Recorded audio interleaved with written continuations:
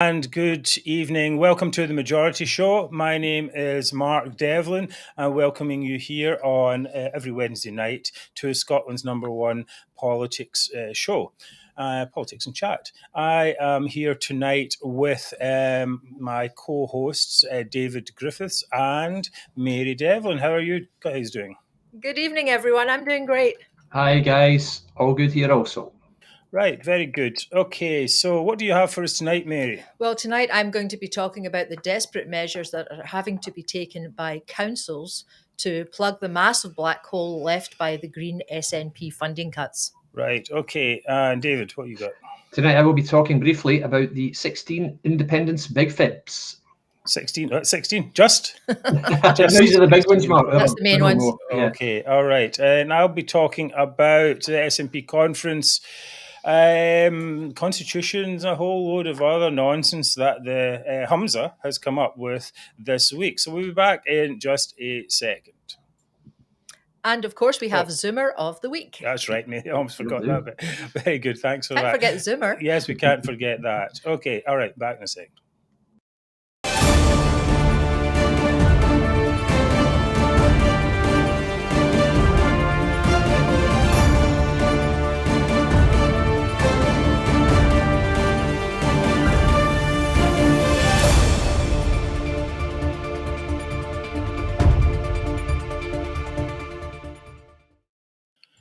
Right, great. We're glad to have you back with us tonight. And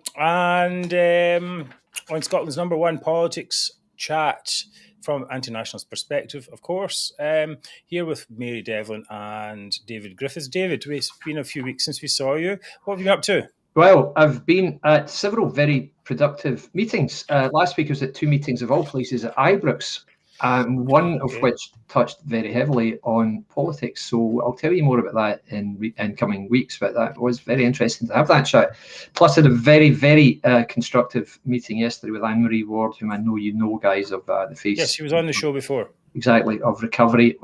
As you know, this is something I feel very, very passionately about. So I would happily work with Anne-Marie and help whatever she's doing there. Anyway, but more probably interestingly for the show, as I'm sure you've seen, everybody, since the arrest of the former First Minister, as you know, I always say to SNP staffers and SPADs, look, if you've got anything you want to share it with me. I know you might not want to take it to the authorities of the press, but bring it to me.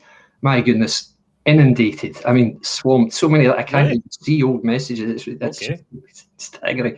Now, I know you'll have seen me tweeting about some of this startling information I've received. And believe me, guys, I only tweet a fraction of it. Most of the stuff I get is fascinating, but there's no way I could tweet it because a lot of this is about branch form for a start.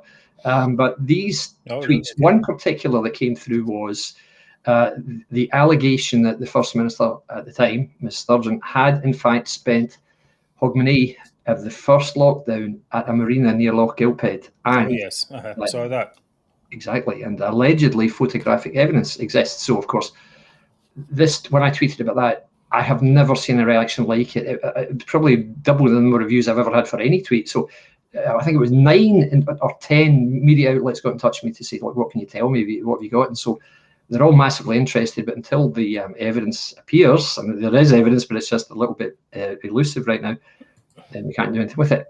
Allegedly, this is, guys, let me just add, this is an alleged story, you know. Anyway, but that went from that prompted somebody to get in touch and say, look, I didn't believe anything you were saying, but somebody just told me that a certain person was flown in a private jet, or a private flight, I should say, didn't specify the type of craft, to the West Coast almost every weekend during lockdown. And I was thinking, how can that be? But this is coming from good sources. And I always try and vet the sources and say, check if they're credible, because it could be, you know, anybody talking a load of rubbish. Yeah. Those two sources really were entirely credible. All of their social media profiles matched. I've spoken to one of them several times.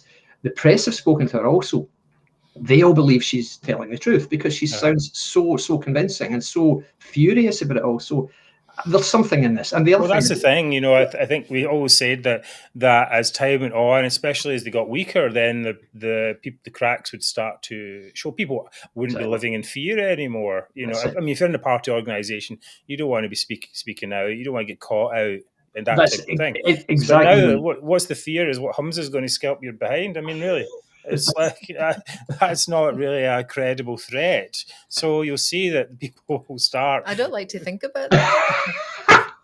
Nobody likes to think about that. That's why I'm here, to do all that heavy thinking for you lot. But of course, one of the things is this challenge of corroboration, and it's difficult. We've had stories as well, of course, that have come to us in the past as well, and we couldn't corroborate them, or it turned out that it was old news or something like that. But certainly, if Sturgeon was found to have been flouting lockdown rules, that would be a major story. And of course, major hypocrisy. I was thinking earlier on that politics is hypocrisy, so it's not that unusual. But definitely, I mean, if the proof is in the pudding, as it were. Indeed. So you've been getting some, but also I think the quality of people, not quality, that's not really the right word, but the stature of people, the stature, yes, has been increasing. Well, indeed. So I can't reveal the identity. I know I keep saying this on Twitter, and people are getting so fed up with me. Where's your evidence? I understand that, guys.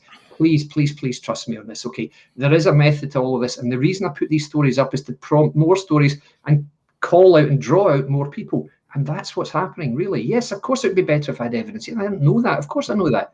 But it's just a little elusive at times. But the stature of one person whom I'm actually meeting tomorrow in the flesh is really, I mean, you wouldn't believe me if I told you. So it's a very, very senior household name nationalist who's a bit disaffected and who's actually offered to help. Wow.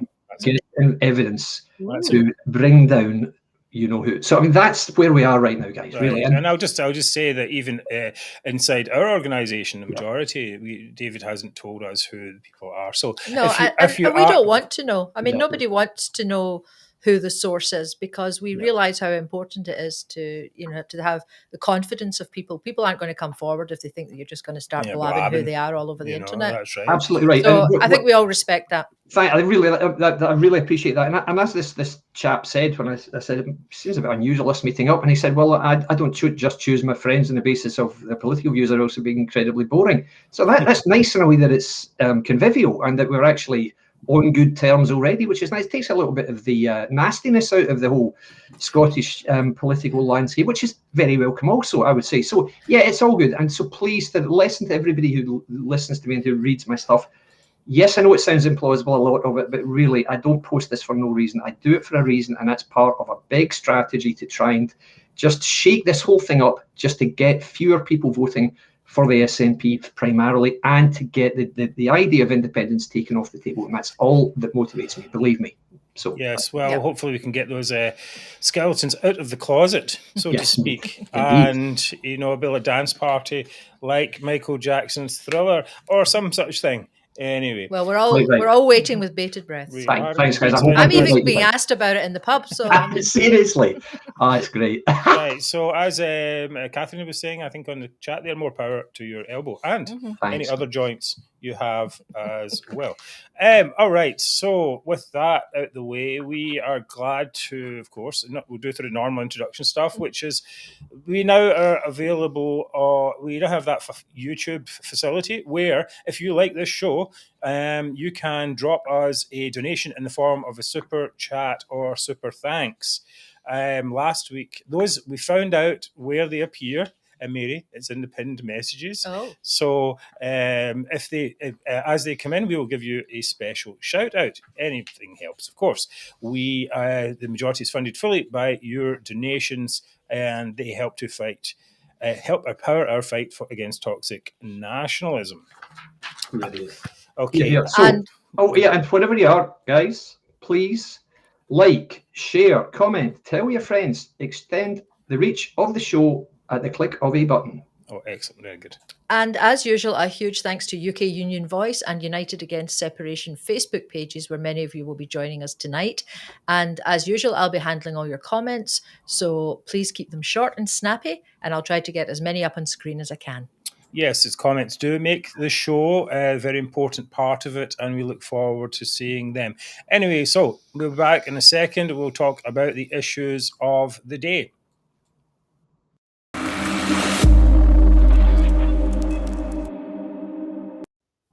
Right, quite a lot to get through today. It's Yeah. not unusual, but this has been yet another very, very, very, very bad week for Humza Yousaf. Mr. Continuity has found himself in a continuity of disaster.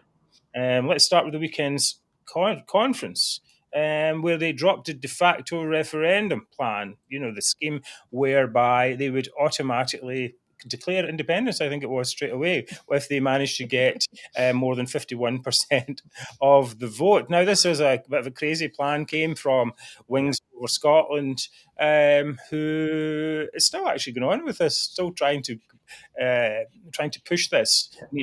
Alba, I believe. But what is the new plan? Well, you can write it on the back or front of a flip-flop.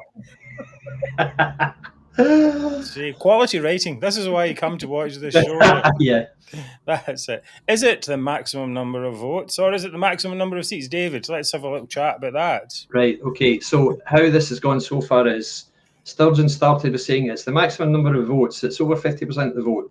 Swinney came out straight afterwards and said, no, it's the maximum number of seats. 10 minutes later, he said, oh, no, I made a mistake. It's the maximum number of votes. Then it went back to Humza when he came through, and we're now on to it's the maximum number of seats again. So as even Martin Geisler, who's normally like a pussycat with nationalists, even he pulled them up on this last Sunday, and he said, hang on a minute, you've got the polls at the moment say you've got 34% of the vote.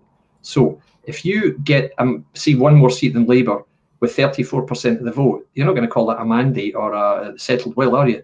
And he argued about it and said, well, we've already got a mandate and all this, but that's seriously what he's talking about. On 34, maybe 35% of the vote, let's say they scrape over and win one more seat than Labour does. What does that mean? Does that mean he has a mandate to go down to London and say, right, we're independent now? Seriously? Right.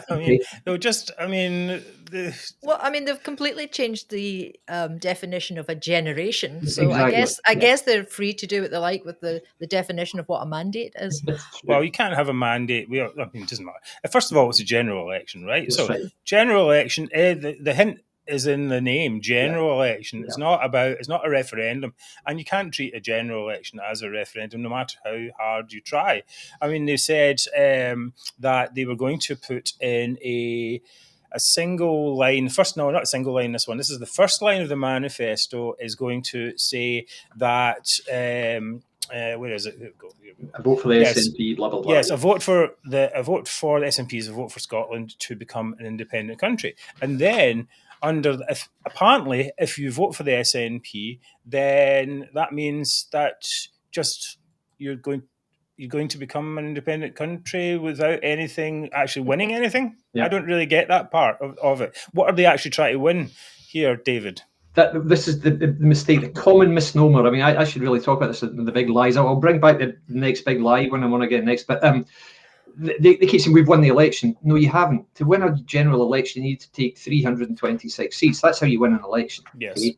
You don't win an election, a general Westminster election, by getting a few dozen seats in one of the northerly regions, which is exactly what they're talking about. That's not winning an election. If you want to win an election in order to break up the country, up to secede as a particular area of the country, you need to get a majority. You need to get a majority of MPs in Westminster, not 25 or so ragtag and bobtail losers who could not run a raffle, never mind run an independent country. Come on, they certainly couldn't create one. I mean, let's be honest, they couldn't know that. 1,000 years. Exactly. So that's what we're talking about now.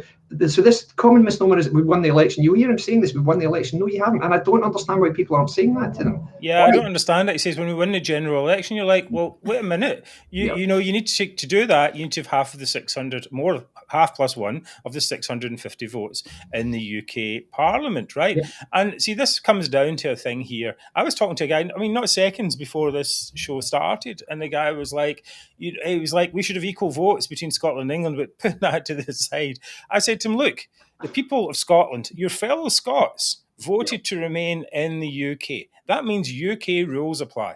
If you want to break up the UK, then to do that, you need to have a majority. He goes, oh, but but that means that England's got more votes than us. You can convince Labour, you can convince whoever it is you like, Exactly. but you'll never convince them by having standing candidates in only 59 seats. Then they go, oh, but you're denying democracy. Wait a minute, you're denying democracy. Exactly. We're only putting 59 candidates up out of 650. Exactly. And let's not forget, they took this case to the Supreme Court to say, come on, sure, we can call for a referendum just on the basis of the votes we win in Scotland. And the Supreme Court said, the UK Supreme Court, not the English Supreme Court, the UK Supreme Court said, absolutely not. It's a reserved matter. You can't do that. No. And it also gave a lie that completely dismissed this often repeated lie also that Scotland's a colony. That would only apply if Scotland had been invaded by England and had sent an army up there to subjugate the locals. None of that happened. This was all a voluntary union which took place in 1707, which of course leads on to the next misnomer, which is that we live in a union. No, we don't live in a union, guys. We live in a country. We live in a country which is the result of the union. Exactly. The union was a one-time act. We don't live in a union any more than Americans live in a revolution. The revolution that's a good point. That's good. Formed the US as a state.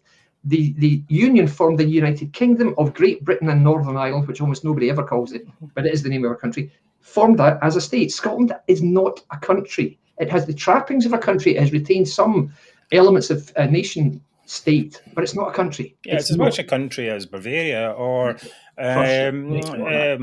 was Tuscany or whatever. Exactly, quite right. Yeah, Normandy. Any of these ancient kingdoms. Because Scotland had ancient kingdoms. Scotland had the Kingdom of Fife. England had Wessex and Anglia. Yeah, that's right.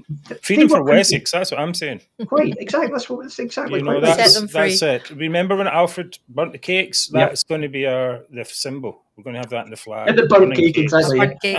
Anyway, so we'll come back to the colony a little bit more later. Mary Black mentioned that, of course, at the conference there. One thing I did want to say, of course, the thing is that they already have the seats. I don't really get this part. That's true. As well. So some of the commentators have been saying, well, wait a minute, you already have a majority of seats in the UK Parliament, or of Scottish seats in the UK Parliament.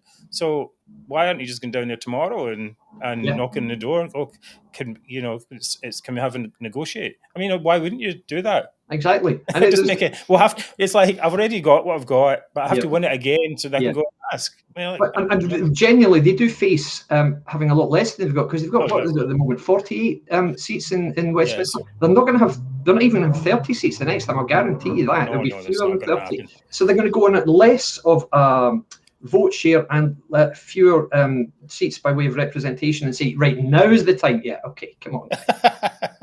It's like after basically any loss of seats will be seen as a defeat, right? Quite, exactly. So, and if you don't get over 50% of the vote, which they won't, and certainly the SNP won't. If you add the SNP, Green and Alba total, I don't know, that's going to get to 50% either, or even if it like it might be low 40s, maybe. That would be my analysis. I'd be surprised if it even gets that high. A lot depends on whether Alba can attract new voters rather than just taking it, cannibalising the SNP vote. So it remains to be seen, really. But I think Alba, is highly unlikely to attract new votes. They really don't have that. Fresh smell. They have nothing. You're right. They don't from a standing start. No, it's going to be small potatoes for them again. I'm sure you're right. Yeah. No, there's an interesting thing I think about this first line of the manifesto being a vote for the SNP, a vote for Scotland to become an independent country. Contrast this with Sturgeon, who said, "A vote for me whether you want independence or not." Of course, that was actually a lie. Basically, she turned around the next day and said, "Well, actually, it was you did vote for me." So that is a vote for independence. Well, that perhaps could be seen as a cleverer strategy. And of course, she did the same thing with Remain, with the Brexit voters. Anyone who's voted Remain in Scotland, whether they are a nationalist or an anti-nationalist, there's now apparently, a reason for us to break up the UK.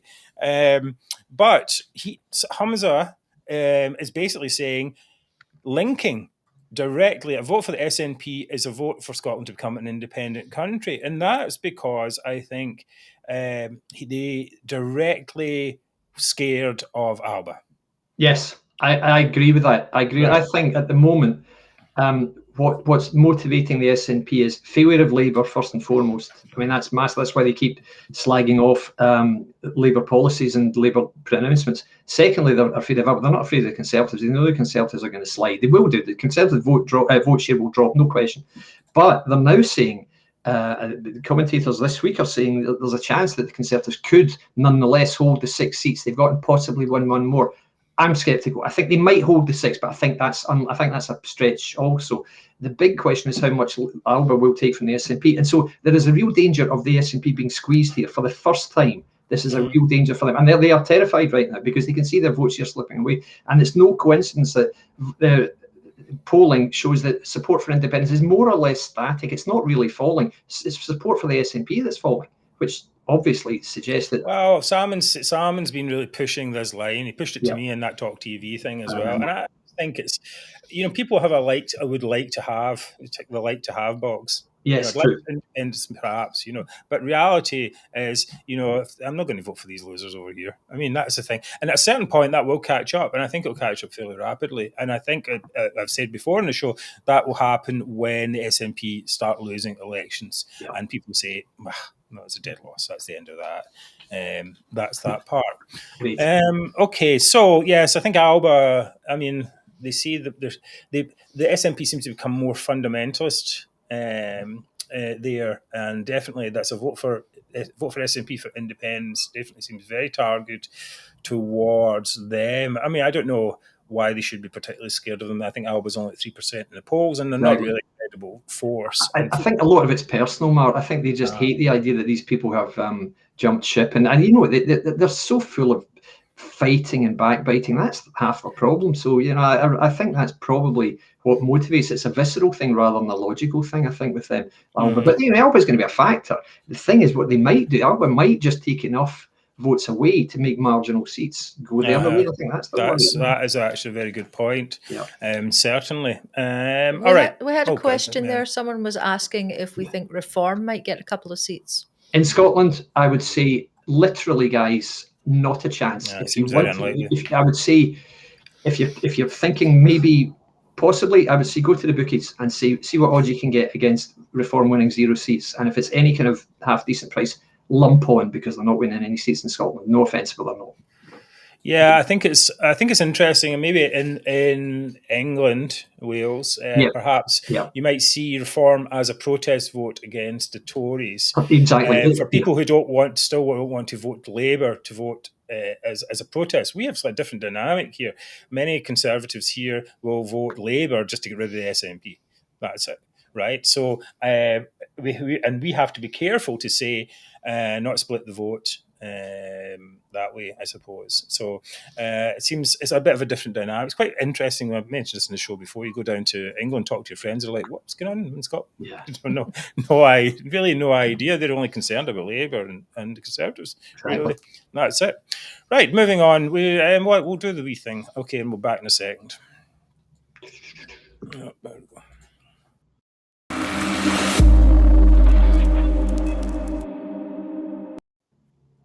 Right, maybe took a big breath there. That's what you need sometimes. We're talking about so instead of so they had a conference, and we can talk a bit about that as we go along. But basically, a lot of this conference is about this idea of the written constitution. Now, I have a bit to say about this constitution thing. We actually did an article on it on the Majority by Stephen Bailey, who also did our devolution series, but he didn't really go into that much depth about what a written constitution is about. And there's this kind of lie that goes on that the UK constitution isn't written. Of course it's written. It's just not written in one place. That's right. That's the thing. And also the problem with it is not that we don't have a written constitution. It's what people want to write on it. Yeah. Now, we lived in the States. Mary and myself lived there for 8 years. And at that time, I was a big fan. I mentioned this in the show before, big fan of the US Constitution because it embodied certain ideas that were actually the result of the finest minds of its generation, Thomas Jefferson, Madison, Washington, and so on. And they had suffered real repression in their home countries, they were an actual colony, and they fought a war of independence against a remote monarchy. And it came at a time of massive change, a huge change, because basically it said, and it's all kind of encapsulated in the first three words of it, we the people. Now, and then followed by a bunch of what we call negative rights, which basically say limit the power of government. Say the government can't do this. Government can't abridge your free speech. Can't stop you following any religion you like. Can't stop you defending yourself, which is what the Second Amendment's about, and so on, many others. But then contrast that with the Scottish proposed written constitution, which has been written proposed by intellectual pygmies such as Ross Greer and the Greens and other ne'er-do-wells. In the case of, instead of it being we the people, it's we the government who will do things for you. How great are we the government? And this is, I suppose, if you're not, this is me, my libertarian part of my brain coming out a little bit, I suppose. Anyway, positive rights are inherently authoritarian. The right, for example, right to healthcare. It's like, okay, that sounds great, but who's going to provide it? Are you going to force doctors to give healthcare to people? Yeah, that's where it ends up. Or so anyway, what you do end up having is doctors, underpaid doctors in an government NHS that are under a huge government bureaucracy. And you know, you can agree or disagree on policies, but the idea of this written constitution is basically to write policy in one fell swoop into the highest law of the land, and then let your opponents spend decades trying to overturn it. Agreed. So that's what they're trying to do here. They're trying to put all these things in, land reform, all this type of stuff that should actually be discussed in Parliament, and actually just say, well, no, we're going to write this down, and then that's going to be the law. And then you're like, well, that just enshrines government power. There's never a thing that says in any of these constitutions that says, well, just leave us the hell alone. Yeah. Right? That's it. Leave us alone. We're the individual. Leave us alone. And that's what's so great about the US Constitution. Rant over. David, you any thoughts on educational? And many thoughts. I mean, the idea of the SNP writing anything more meaningful than a love letter is just ludicrous. It's not going to happen. Let's be honest. They write a constitution. These halfwits, who are we kidding? Is Lorna Slater going to be giving? I mean, they couldn't even run a DRS scheme. Exactly, so you couldn't even work out how to get ginger bottles back to get 10p. And they're going to write the constitution of a nation state. Guys, please have some self-awareness. Seriously, okay? Don't be delusional all your lives. You're not capable of doing this. Not one of you is. Not even close. You are a bunch of second-raters who've never worked. You've no idea what the real world is. Please forget it. Stop making a show of yourself. Well, I think as part of it is they think the government is the solution to every problem. Exactly right. There's not a thing, and of course that they are the government, and they're so enlightened that they can do this. But as Mary pointed out, you can't even run a deposit return scheme, and everything they do always has another knock-on effect. It always sounds great, free this, free that, free that. Someone has to pay somewhere, whether it's politically, financially, or in other ways. Yes. So I think this is a bit of nonsense. This is a good one. A letter to Santa is more valid than their constitution. And you described him as go ahead. There's more truth in Santa than any of the nonsense these guys talk as well, let's be honest. You're describing a bunch of half-wits, and that, to me, seems a bit generous. SNP to chat GPT, write a constitution. Well, actually, that's not a bad idea. That would probably go quite well. We'll have to try that. I should write a constitution. Write a Scottish constitution. In there. Right. So, so the conference is full of all kinds of nuttery. I have, and then they had. Well, let's see. Can we stick with the conference thing? Let's stick with this conference thing. Let's have a look at some of the nuttery that was on. This was some guy encouraging them all to shout Scotland. Did you see that one? Yeah. Stronger for.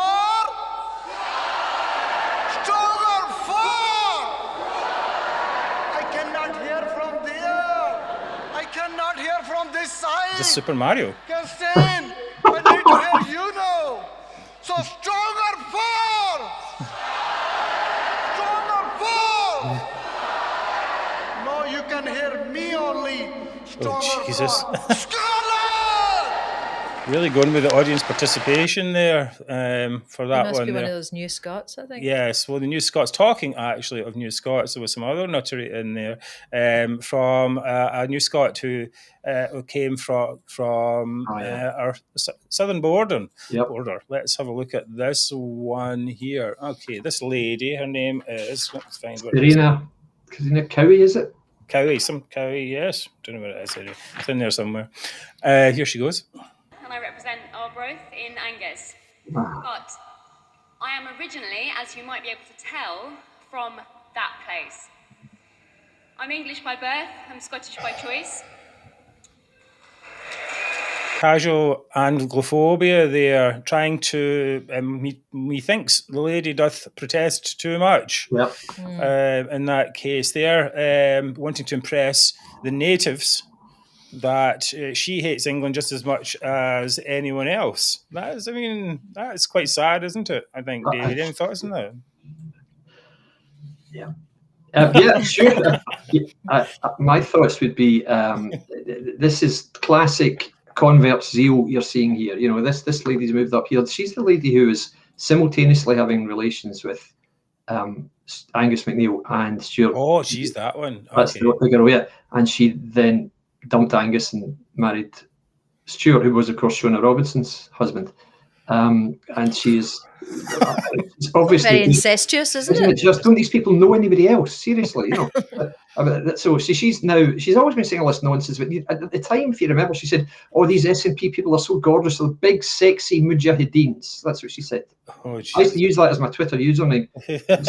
Sexy. Oh, it was great. So, but interestingly, I mean, she's clearly like not quite the full ticket, isn't she? Let's be honest. But she, one guy, one of the pieces of information I got was really good about Serena and Jose. He said, "Yeah, I saw the two of them at some antique fair haggling over a £600 silver tea set." So they really are people, you know, they speak for the people, these guys, no doubt. £600 silver tea sets, yeah. Yeah, well, yeah, I'm never bothered with people spending. I mean, people can spend what money what they like. Oh, sure. Yeah, but whatever.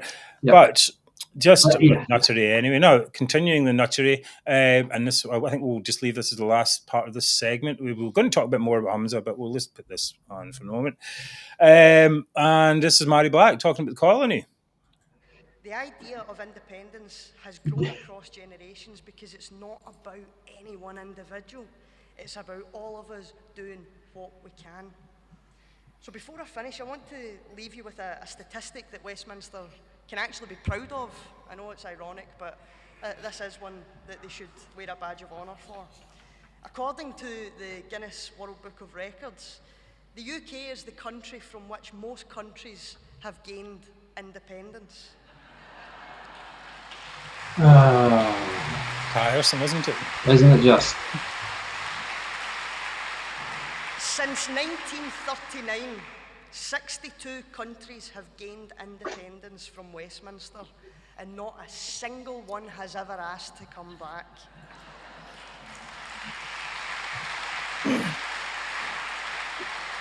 So we do what those before us have taught us. We pick ourselves up, we dust ourselves off, and we keep chapping doors and winning hearts and minds one at a time. Because if we do that, Scotland will be the 63rd country. Of that, I have no doubt. Mm-hmm. Yeah, well, it's kind of interesting, of course, that Scotland was actually one of the first countries to actually make a union with the English. So it make us much more stronger, empowered the Scottish Enlightenment and powered Scottish industry.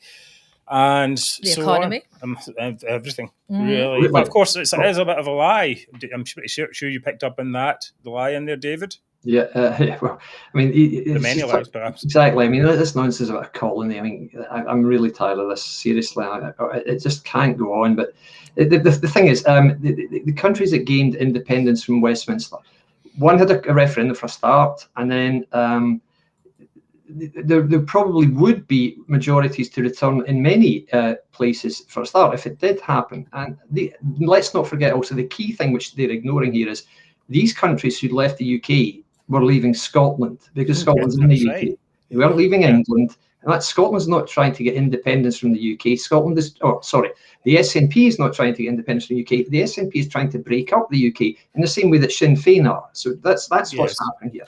You have two parties in the UK legislature who are trying to break the country apart. That's what's happening. Okay, that's not independence. That's secession. It's breaking up the country. That's it. So it's nothing to do with the Bermuda or South Africa or India becoming independent. It's not the same at all, not even close to being the same. No. Not the same sport, never mind the same ball. That's right. So it's based on... I suppose we could reframe it as saying 62 countries have gained independence from Scotland. And quite, exactly. Yeah. So what is it about Scotland that makes us so unpopular, Mary? What do you think? So, of course, most Scots would like to gain independence from the SNP. Here. And that lady earlier was Serena Cowdy. That was her. Cowdy, not Cowie. Sorry, yes. I don't know why I called her about it. Okay, so we could talk all day about Humza in Europe and all that, a bit disaster as well. However, we're going to move on, and we will talk about... David's going to talk about Lies by Angus Roberston. We'll have a chat about that in just a second.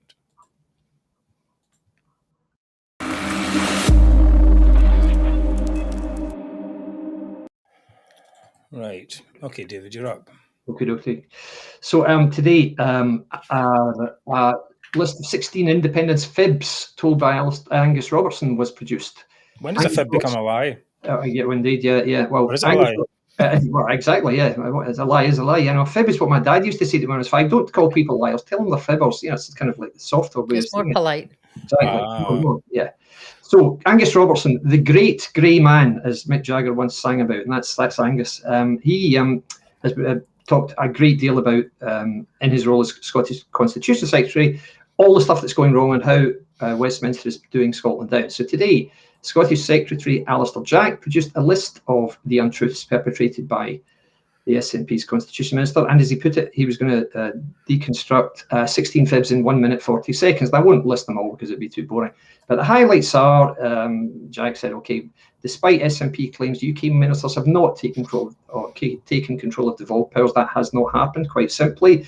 UK government, neither does it impose legislation on Scotland without the right. This is completely false because, as the Scotland Act shows, both the UK government and the devolved administration share the right to introduce legislation for Scotland.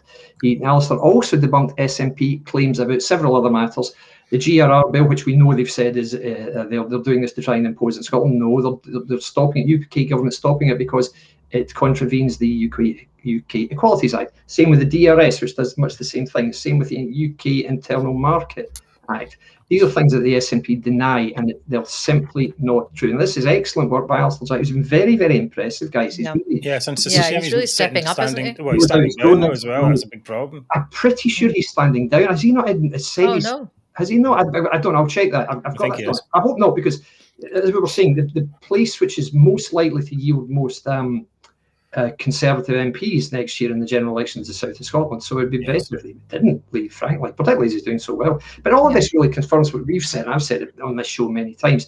The SNP genuinely has nothing. They don't have an economic policy. They don't have a currency plan. They don't have a timetable. They don't have a roadmap to get to independence even. So they're playing eeny, meeny, miny, mo, frankly, with their ideas, and they're all terrible. The ideas about how they're going to get independence. So they've got nothing to offer except easily disproven lies to the Scottish electorate. And not only that, but the lies are growing weaker. And it's so easy for Alistair Jack just to dismantle them and say, well, that's not true. And you can read them, and within 2 minutes, you can say, yeah, that's just made up. So yeah, I know. But the thing is, though, what's interesting about this, you get 16 lies out in a minute and a half, and then it takes ages to go through them all. Really, realistically, it takes a long time to go through them all and to debunk them and just say, this is lies and this is lies and this. And while you're doing that, you have to fend off oh my God, nationalists are like, you're a bad person. This is, you're the one who's lying and all this type of stuff. And you're like, no, that's not what's going on here. Yeah, you're right. They like that guy I mentioned earlier. Oh, you're a democracy denier? No. The majority of Scots voted for this, and you're the one who's denying their right, and then you're trying to make up stuff about how the Constitution should work. It's a very selfish, not selfish, solipsistic, I think is the word. It's like it's all in their own. They're all in their own little world where, as if the referendum never happened, as if Brexit never happened, as if these things never had happened. So that in itself is denial. They're denying the truth. The truth is very simple. In 2014, the Scottish electorate voted to stay in the UK. In 2016, the UK electorate voted to leave the EU. That's it, guys. It's simple as that. Scotland never voted to stay in Europe. Scotland didn't get a vote. Scotland voted for the UK to stay in Europe by a ratio of 60 to 40, which is exactly the same ratio as London voted for remain. Yeah, and is London going to be independent or whatever? Exactly. What is it? Are you going to be independent, or is this street going to be independent because they voted for it? What level does it go down to? Exactly. So it's interesting because London, by their token, London was dragged out of Europe by Westminster. How does that work? Well, okay, guys, great. So they've got nothing left. They've got nothing to offer apart from a little bit of bluster, a little bit of smoke and mirrors, and they're increasingly closing in on themselves like water going down a drain. That's what it's like. Yes. They're not going to grow their support anytime in the next short while. They're not going to grow the backing for independence, and even if they do, they can't get it. So really, right now, the SNP is just wasting its time. They're wasting voters' time also, and this is the point that we stress often.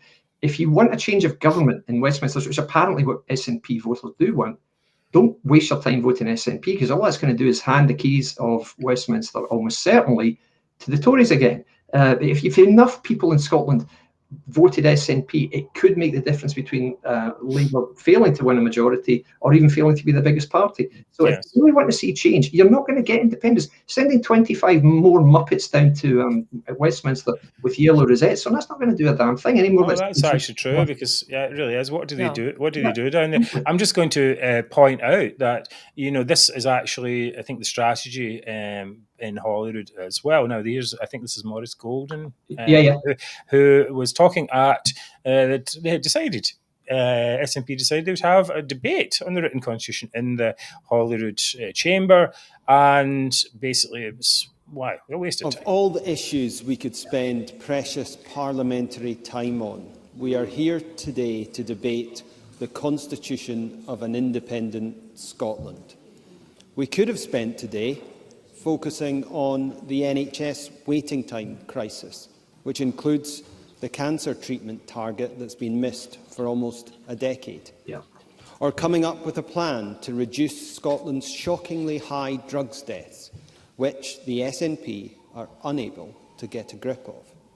Or addressing falling educational standards and closing the attainment gap, which continues to widen under the SNP.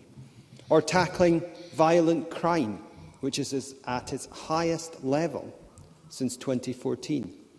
Or tackling climate change, such as exploring how the SNP and Greens can stop missing their emissions targets, or how they can rescue their botched deposit return scheme.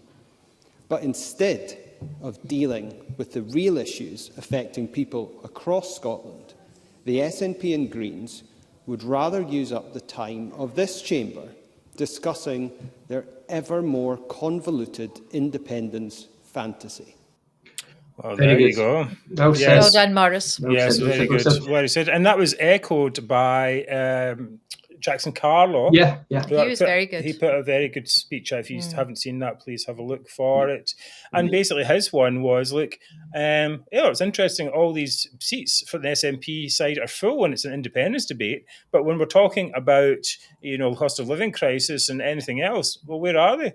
They're not there. Quite. Exactly. Mark Zegfeldt, who will be back on the show next week, he's saying the SNP don't care. They played on their phones or turned their backs while others were debating. Yeah, exactly. A really good comment here from Ian McMicken, who's saying Scottish Labour MPs sprung out in the past, and this is a much underused point. I don't know if you remember seeing Ken Stott on the TV saying something like only 3 times this century or last century did Scotland get since the war, did Scotland get the government it voted for? That's complete rubbish. 11 times since the war, Scotland's got the government it voted for. And in 1974, England voted Conservative, Scotland voted Labour, and we got a Labour government. So don't ever accept that point, because it's a complete falsehood, guys. Well, they try and then claim, that was Labour, there's Red Tories and all this type of stuff, and there's no difference between Labour and Tories. Well, if that's the case, why are you not doing a deal with Tories? Exactly, they would do a deal with Labour, but not with Tories, who are just the same. Yeah, right, okay, good. It's nonsense. I mean, this is part of it. I think people are beginning to see this, and we've urged, certainly urged the Conservatives to focus really in on saying a vote for the SNP is a vote for a referendum that won't happen. Waste of time. And the added part onto it now is that it's actually a vote that will take away, will help, it's just talking about the Tories. Exactly. But it will also help the opposition. So it'll help the Tories get in, I suppose. Exactly right. That's what it'll do. The last four general elections? Every time, the last 3, 15, 17, 19, every time Scotland's voted SNP, the Conservatives have won the election, including the last time with an 80-seat majority. And then they say, oh, well, there wouldn't have been any difference which way we vote. Well, what's the point in voting SNP in that case? Because that doesn't do anything. You might as well try something different. Yeah, well, I think that's the thing. Continuity candidate is not really the way forward. People are looking for change. They want change. Quite. For stuff, and they're prepared to take a risk on things they may not normally do, just for something different. I remember I mentioned this before. When Tony Blair got elected, people were so tired of the sleaze of everything that was going on in the Conservative Party, just so tired of it all. And I think even now, many Conservatives are just so tired of it and think it could do with a reset. Hit the reset button. So people, and then later on, you're like, oh well. Maybe I shouldn't have done that, But politics is a weird thing. You change your allegiances as you go forward, right? Okay, we're going to have a segment with Mary, but you've been booted, Mary. Well, that's fine, because maybe we can talk about it next week. I was going to talk about the SNP councils and the drastic measures that they're basically being forced to take in order to make up the shortfall from the Humza Yousaf and the SNP government. I think it deserves a little bit of time. So if you don't mind, guys, I'd rather do that next week rather than try and rush through it today, because it is important. Someone pointed out in the comments that she was saying that the council tax, there are rumours that it'll go up by 25%. So I know for a fact that it's being rumoured that one of the bands might go up by 22.5%, so almost 25%. But let's talk about that next week. Yeah, that's great. We'll be looking forward to that, of course. Things you can do. Tune in next week. Yes, things you can do to support the show. We didn't do much promos, messages throughout the segments there. But please, if you like what we do, please put a donation to the majority. You can go to our website, click the donate button. Anything you put in, one time or monthly donation, would be really great. Alternatively, you can use, if you're on YouTube, you can do super thanks and super chat, whatever it's called, and do that. And has anyone done that yet? Yes, someone did, Mark. So I don't have it in mind. On the chat, we got, where is it? Right, okay. So Mary will find it. I think we got 4. Oh, yeah, here it is here. Maria Koric. Oh yes, and she was £4 gave us a donation before. Thank you very much, Maria. Thanks, That's Maria. Great. Okay, you can also buy a T-shirt and mug. These, look at this majority, fantastic. We also have the Abolish Holyrood T-shirts, and we'll be talking about that more, of course, as time goes on. Please do subscribe to the show if you're watching right at this very second on YouTube, especially. Please hit the like button. We love that, and YouTube loves that as well. And please tell your friends about us.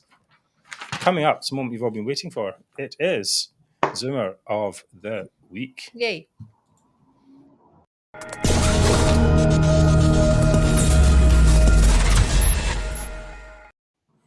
Right, so my nomination for Zoomer of the Week is Jamie Hepburn, the Minister for Independence. I should put that in quotes. Jamie gets 100,000 plus expenses from Scottish taxpayers to try to put forward an independence plan that the Scottish government isn't legally allowed to pursue, and that the majority of Scots reject.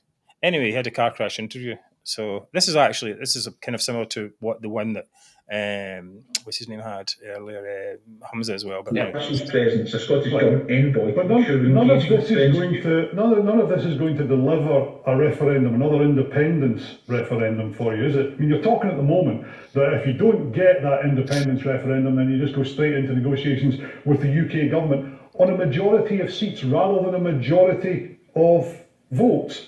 You're not even taking into account the sovereignty of the Scottish people here, are you? Because you're not going to have that if you've got a majority of seats rather than votes. You'd get a majority of seats for about a third of the vote. Sorry, it's well established that in a general election, if you win a majority of seats, then you have a mandate to pursue your agenda. So you failed 3 times now, because majority. You won the majority of seats in the last 3 general elections. You failed 3 times in a row. That's how the next UK government will presumably be formed, as it usually is. If you win the most seats, then you get the chance to form the government. If you win the most seats, you get the chance to take forward your agenda.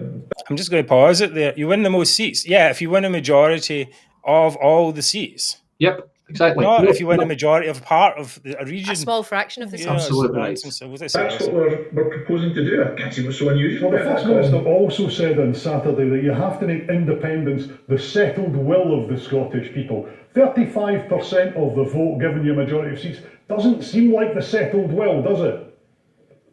Oh, big the smile. election's not been held yet, Colin, and I'm very confident we'll garner many more votes than you've just laid out. I think we'll do rather well. Last time you got 37% of the votes. Okay, you got 35 seats, but you only got 37% of the vote. That's nowhere near the settled will, is it? Give us another smile. We'll do very well at next year's election, Colin. We'll set out a manifesto with independence at its very heart, and we will take that to the people, and I think we'll secure their support. Tell me what the settled will looks like. Well, the settled will ultimately will be determined through the ballot box. Now, what we need to do, and I recognise as incumbent on us, is to get out there, is to engage with people, is to make the case, to make the case persuasively, and to get them onto the side of supporting independence. But that doesn't tell me what it looks like. Does it look like 60%, which is a figure we've talked about in the past?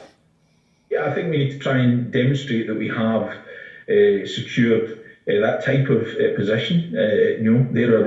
It's kind of interesting, actually, in a way, just as an aside, that this 60% thing is back on the agenda a little bit there. I don't know if he passed that through Humza beforehand. I think he was kind of perhaps trapped into it. But I reject the idea, and I think everyone watching this should actually also reject the idea that if there was a 60% polling for a sustained period of time, that any referendum should take place. First of all, the breakup of the UK concerns every citizen in the Absolutely. UK. Yeah. That's the very first thing. It's not about matter for a tiny minority of nationalists in one part of the country. That's the first part. The second part is you've seen from Find Out Now and Ipsos, their biased polling, that would just be rammed down our throats until we submitted. Until they got the result they wanted. That is not acceptable. And I think basically we should just need to reject and resist as much as we can for that. Thankfully, events are on our way. Anyway, that wasn't a hostage video. Although it kind of looked like one, and he wasn't forced to do it, although he was paid quite handsomely to do it. So my suggestion, my suggestion to Jamie is to bank his salary and buy a boat and sail it around the west coast, through the villages and towns when he's on his holidays and the other SMPs are on their rounds. They'll ask him how he got her. He say, I saved my money. They say, isn't she pretty? That ship called dignity. Brilliant. In other words, get some dignity, man. And don't spout out absolute nonsense on national TV about winning a general election on a minority, a tiny minority of the vote. Absolutely ridiculous. My Zoomer of the week, Jamie Hepburn. A very passionate response there, Mark. Thank you. Very good indeed. It's building up there. So. You might have sung it though, Mark. I mean, come on. Oh, no, but then I might get a copyright claim. It would be so good. You see, my singing would be so good. You'd have to make it your destination. That's true, actually. Yeah, you would. Oops. No. Mark plays guitar, so he could probably do that. Yeah, next time we'll do the concert. Anyway, next Zoomer coming up. Yeah, here we go.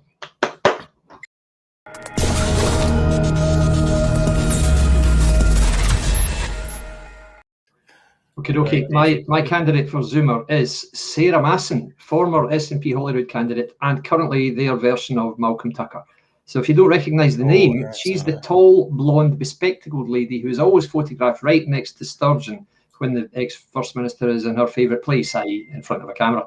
So she's also the person who almost frog-marched the SNP's Colin Beattie out of earshot of microphones when he told interviewers, I didn't know nothing about the camper van, and she practically had a stroke on the spot and more or less hooked him off away. 20 minutes later, of course, Beattie's memory came back to me. So, I remember now. Of course, silly me. Yeah, I did know about it. Yeah, right.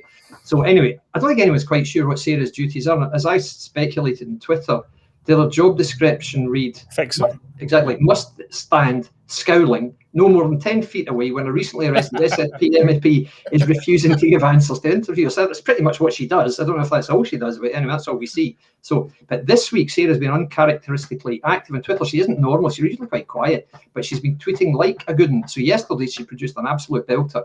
She retweeted a newspaper article in which a South Lanarkshire SNP councillor called on a suspended Labour councillor to resign. And if not, Sarah informed the world, Anna Sarwar should sack him.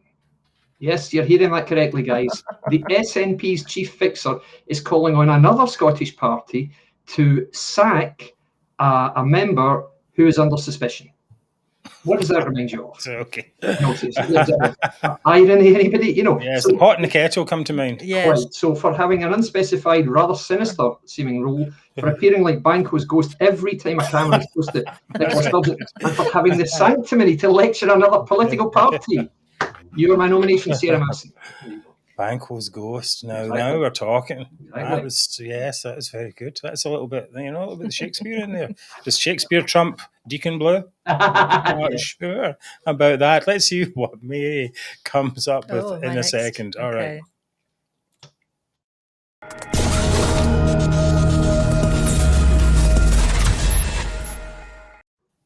Okay, so my nomination for Zoomer of the Week is Green Ross Greer for managing to be even more pathetic than his colleagues and his own very hard-to-beat record. As a well-known defence expert, Ross weighed in on the weekend's Russian military developments, which may have resulted in a coup in Moscow and untold bloodshed, as well as global chaos, with his comment, "This would be an extremely funny moment for Ukraine to launch airstrikes." Oh. So this is what Ross thinks would be really funny. That would be, how amazing would that be, wouldn't it? Well, yes, if Ukraine just launched some airstrikes. So, I mean, everybody was waiting. I don't know about all of you guys, but I was waiting in fear. I mean, it's like, what's going to happen? I think everybody was at the weekend. Yeah, the whole world should anything could have happened. Really? I mean, really, what's going on? But Ross seems to think that it's quite funny. Yeah, that's Greer for you, isn't it? Well, in the same way, he thinks that landlords getting shafted by the laws he's brought in is also quite amusing as well. Yeah, I should send him that video that I shared in the group today of the flat in South Ayrshire where the Albanian guys grew cannabis. He'll probably think I was exploiting them by making the police come and kick the door down and arrest them. And one of them's in jail now. Maybe Ross could go around and lobby to have him released. That might be good.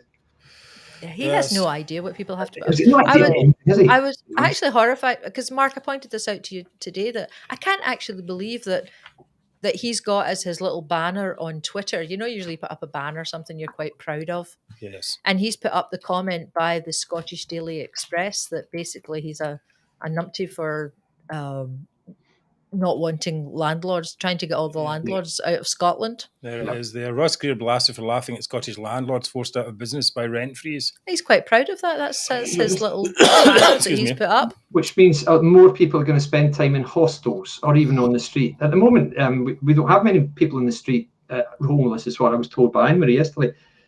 We will have if you chase landlords out of Scotland. Believe me. So, no, you need to have a healthy rental market. And in fact, just healthy markets in general. I was looking at one of the Greens, Green councillors. I'll post it to social media later. Basically says her objective is effing up capitalism. You're like, what? Scottish Green Council. That's her objective. It's like, at the very minimum, let's make it work better, right? Let's make it smoother. Let's make people transact better. Let's get barriers out of the way and all that. But no, they just screw it up. And of course, they do that while they're using their iPhone and quite all the benefits of capitalism. Anyway, Mary, well, basically, I'd like to ask him what is funny about airstrikes. Quite right. What is good? Sorry, maybe I'm missing the humour, but it's that's a terrible his idea of fun. Terrible situation what's going on over there, and of course there is some dark humour, but that is not actually dark humour. That's just inappropriate. The airstrikes isn't the dark humour, right? David, you are up because you can decide. Is it going to be your own choice, Sarah Mason, Ross Greer, who's on here every week, or mine, who was Jamie Hepburn? Right, okay. Jamie Hepburn's a very strong candidate because his interview was terrible and he was smirking, which I hate. And he's got a sneery face, hasn't he? Right, yeah, he's got indeed. And Musson, but she's too insignificant. It's got to go to Greer for his consistent idiocy on every matter. Yeah, I'm going to give it to Ross Greer, mainly because most of the audience. I'm good at this. I was sure I was going to win. It was very close, but the thing is, I was heavily influenced because I'm looking at the audience feedback here, and they're all telling it's got to be Greer, and I'm so easily. Oh, really? Okay, I'll go with the flow with the chats. Yeah. Yeah, well done. Let the people, It's we the people, democracy. Mark, It's we the people. democracy. We the people, yeah. Not we are the people. That's something a wee bit different. Exactly. Right. Okay. Well, we had a really good show tonight. Really happy. Well, I think it's been really good. I've enjoyed myself anyway, Absolutely. and I hope that you have enjoyed watching the show and being with us tonight. If you like it, please do tell your friends.